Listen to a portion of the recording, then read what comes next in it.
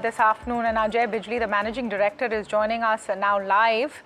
In fact, from the iconic Lido Theater in Mumbai's suburban areas in Juhu, which PVR Inox is modernizing. Mr. Bijli, thank you for speaking with us here on NDTV Profit. Great to have you on.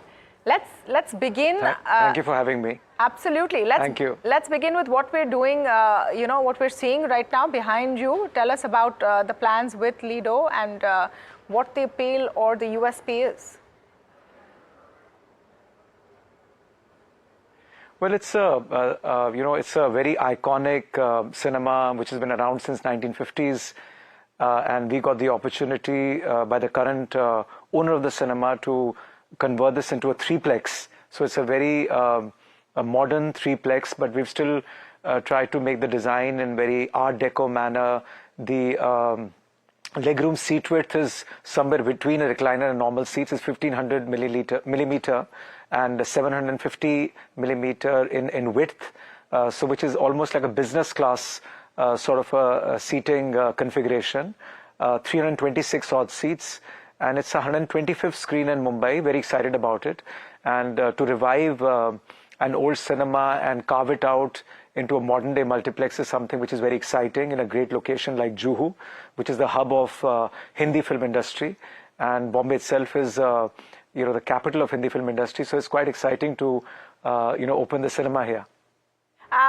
Just trying to understand with Mr. Bijli, because I've been seeing a lot of new launches being announced by PVR Inox in the past few months, and all at iconic locations. What is the kind of revenue contribution these come into? Where does this fit into your entire strategic plan? Well, we've opened about 45 odd screens this financial year, and which is we are hardly into 2 months now.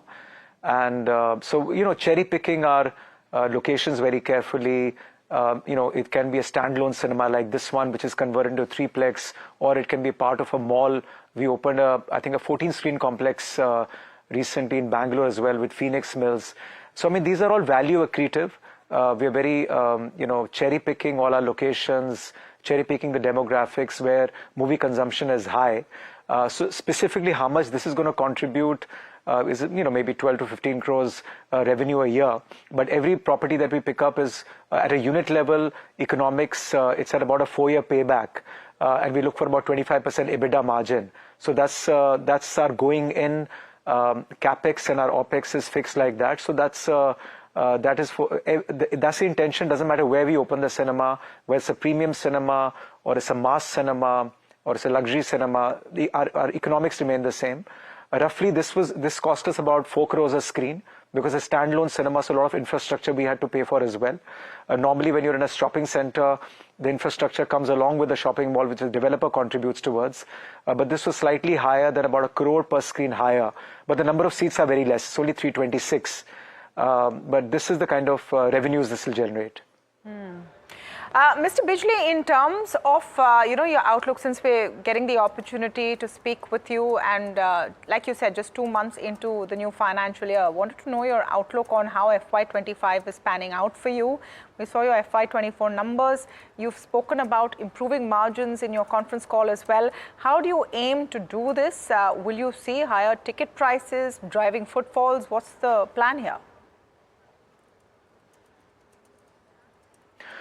Well, first 2 months, I must confess, got impacted by, the elections as well, because it was a very long period of elections, and therefore a lot of movies did not get released.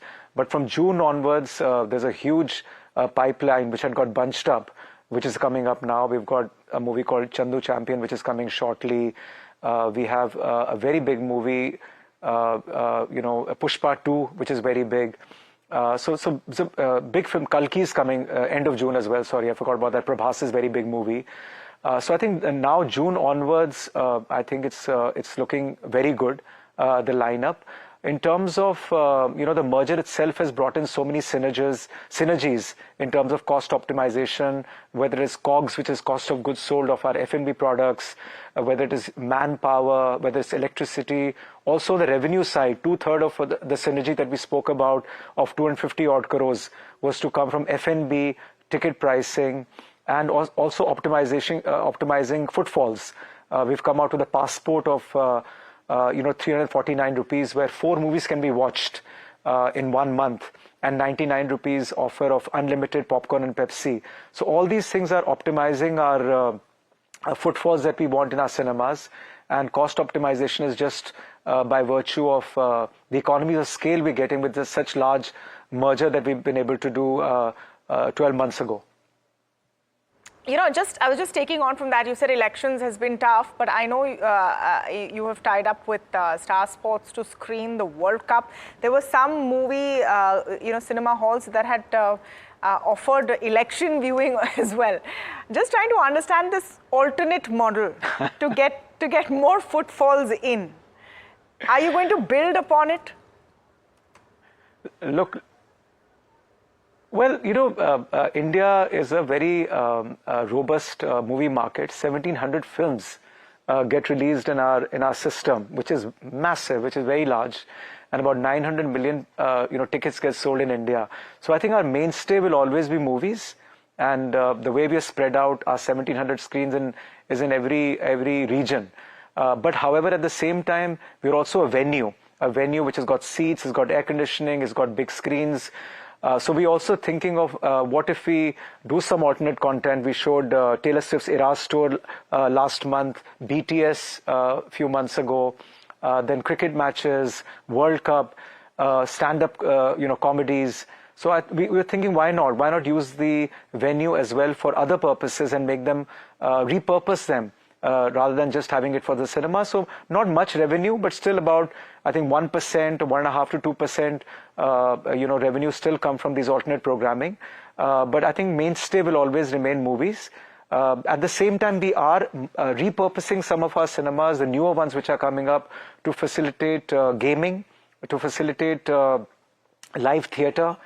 So for that, the infrastructure has to be modified a little bit, but we don't mind doing that, because I think, as I said, the venues are great, the seating, hospitality, food, the locations are fantastic. So why not use them for other purposes as well? And World Cup is only 20 overs. So T20 format is something we found it to be quite successful in cinemas. When the format becomes longer, I think people get restless.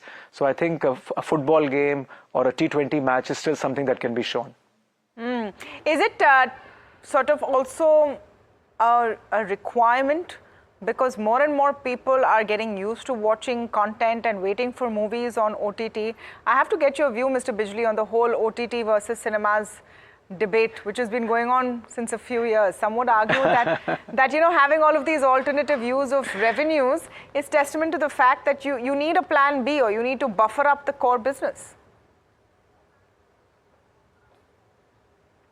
I don't think so at all. As I said, I looked at myself as a venue, and with 1,700 movies coming in India, I don't have to look at a plan B, to be honest with you.